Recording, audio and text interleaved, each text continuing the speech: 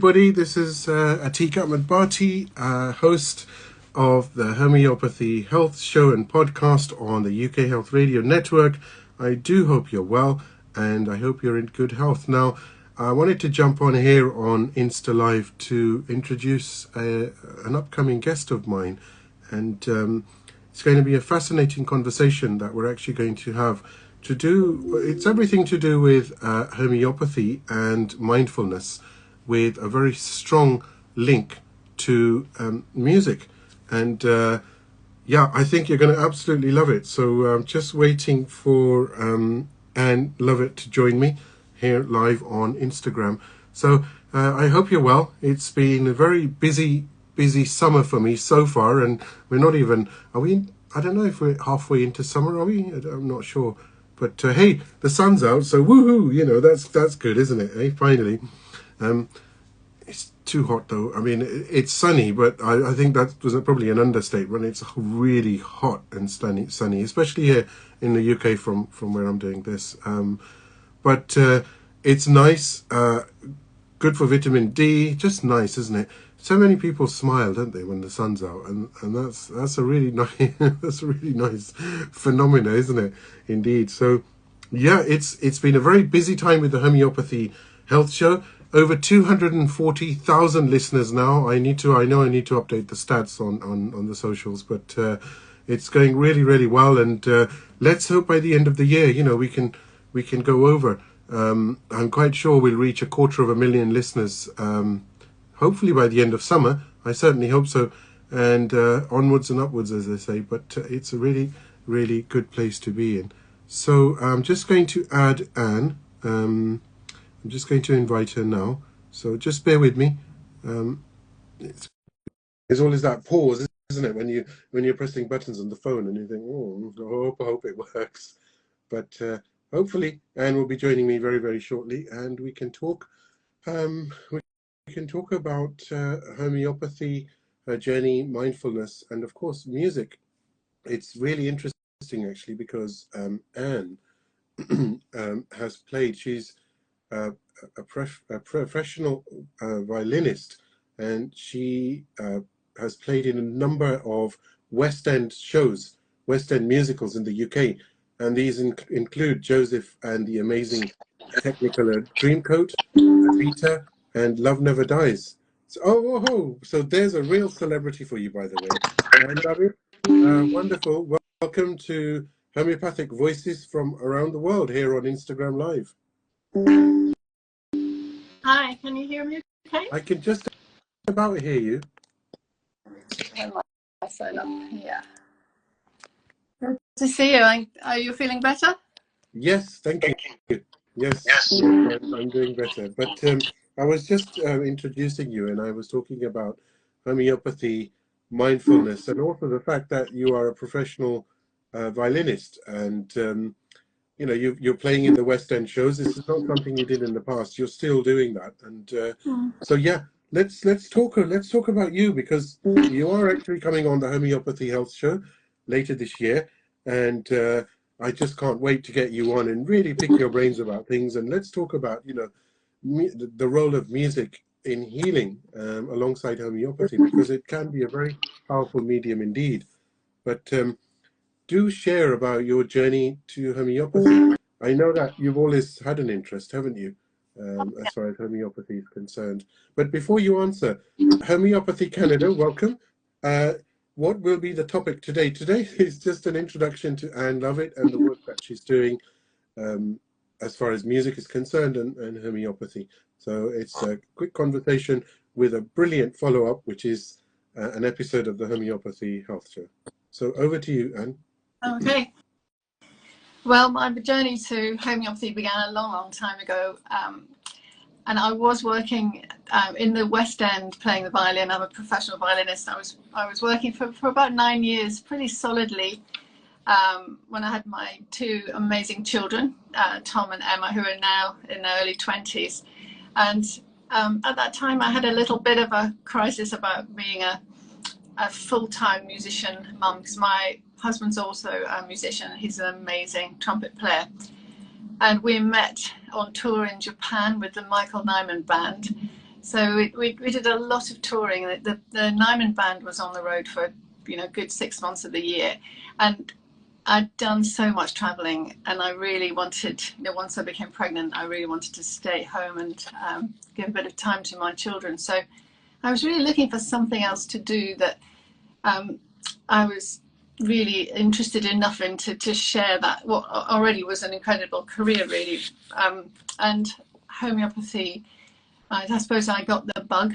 I had and still do have an incredible homeopath looking after me, and that's Jane Gathercole in Harrow. She's fantastic. She's looked after my family and for over 20 years, probably about 26 to 30 years actually by now. And she really inspired me and still does. And so I went back to university, did a degree in homeopathy, and whilst I was studying, I was still performing, and I used to have books all surrounding around my feet. And in the breaks in a show, obviously there's a lot of dialogue in shows, in some shows, and so in the breaks I would be looking at my books and getting ready for exams, and just working really, really hard. And it was very, very tough because I would get home from work just before midnight and carry on studying, and sometimes I didn't go to bed till about 3:30 in the morning.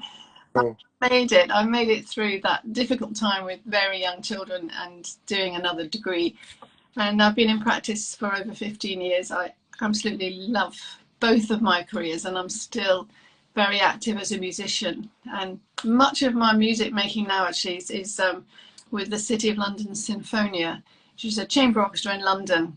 And we do a lot of education work, participation work, and so I work a lot in mental health hospitals with young people. So that part of my life is really important to me. Sometimes a bit frustrating as a homeopath to be in a situation where you think you could probably do more than use music, but music in itself is incredibly powerful. So I'm part of a small team called Sound Young Minds, and we go into the hospital schools, of which there are many in the UK, and we just try to encourage young people with mental health issues to contribute in some way, and that might be something very, very small, just to bring themselves out of themselves and allow them to be creative and kind of forget the situation that they're in, which can be really difficult.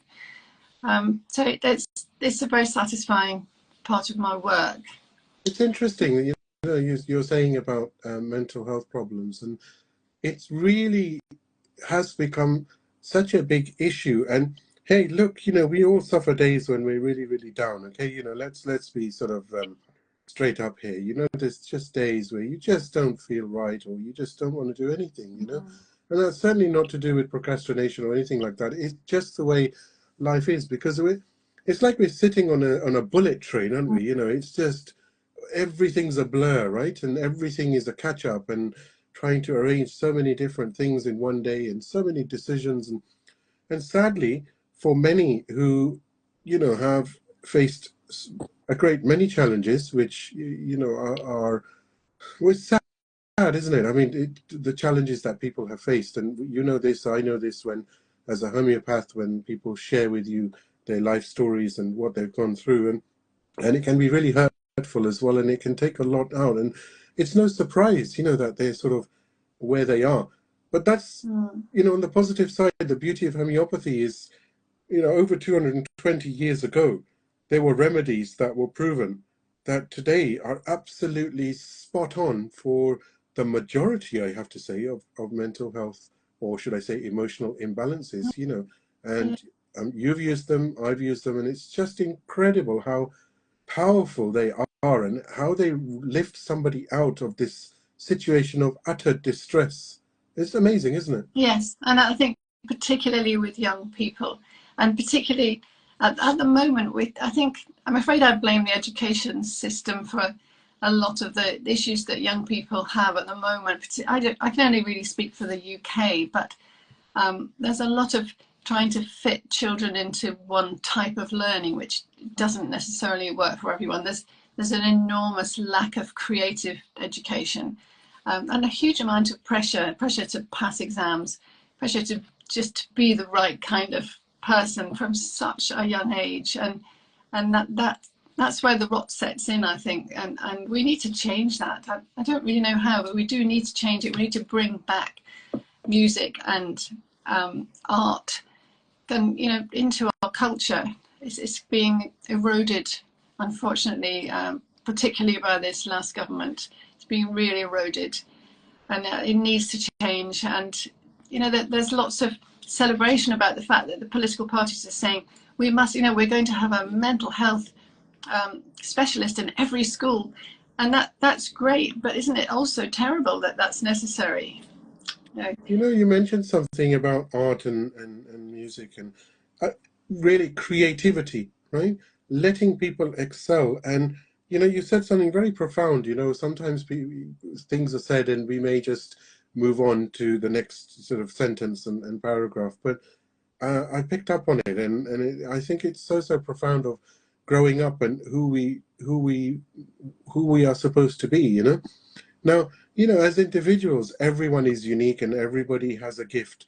I know people who have certain disabilities, and yet their creativity is absolutely phenomenal. There is no other person or persons that could achieve what they have done with a disability. So, it's sometimes things just work the way they work, right?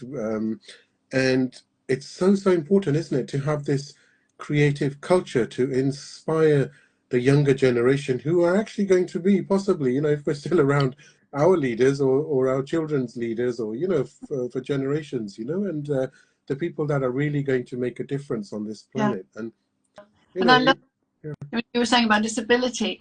What is a disability? And I love the fact that homeopathy will treat the energy of the person. And so, you might have maybe an arm or a leg that you can't use, and society might treat you as disabled, but actually you might have the most incredible life energy and know you're really well, and it doesn't matter. These things we're not judging people as perfect people. We're judging that beautiful energy they might have that they bring to share with everyone else.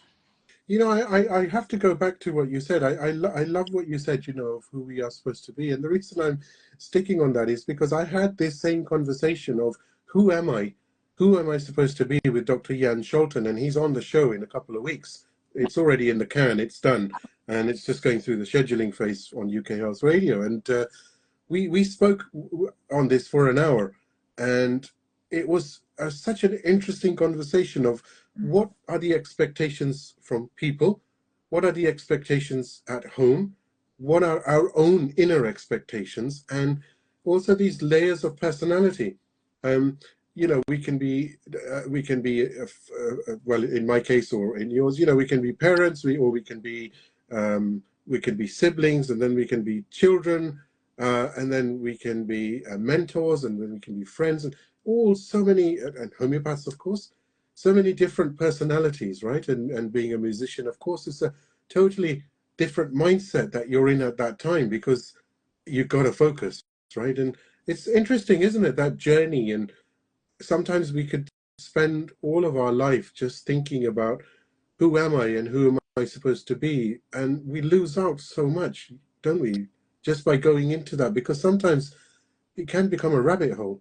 Yes, and that's, for me, that's where mindfulness becomes a very powerful tool, because you can encourage everyone. I always encourage my patients to actually just really stop and try and consider living in the moment, appreciating where they are at any given time. And of course, as homeopaths, that's that precious moment we're looking for in the consultation to capture the essence of what's happening with them right now. So I think mindfulness and homeopathy are very, very closely linked.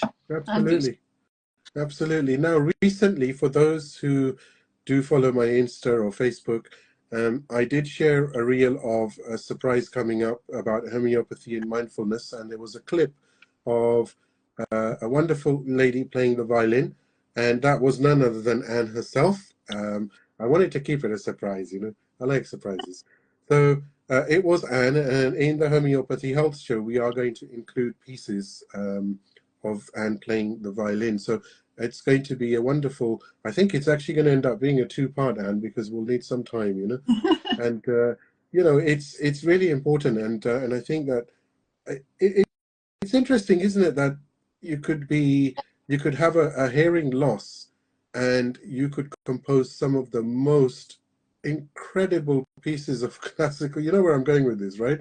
Oh, I mean, it goes back to that same point. There is nothing that can stop you, irrespective of what you feel you may be lacking. It's the mind and the vital force is just phenomenal. yeah. So you're talking about Beethoven, of course. Incredible man. Yeah, absolutely. Absolutely. Yeah. I mean, wow, I mean, love, I love Moonlight Sonata. Okay, I've always loved it, and I think probably the reason I've loved it is because I think it's Moonlight Sonata number 6, right? The one that most people have probably heard, right? The very sad one. And I know I probably love it so much because I was very young when I first heard it. But for somebody suffering to compose that just one piece, we're not talking about the hundreds of others. It's like, how, you know, just how can you? I don't know even what the words are.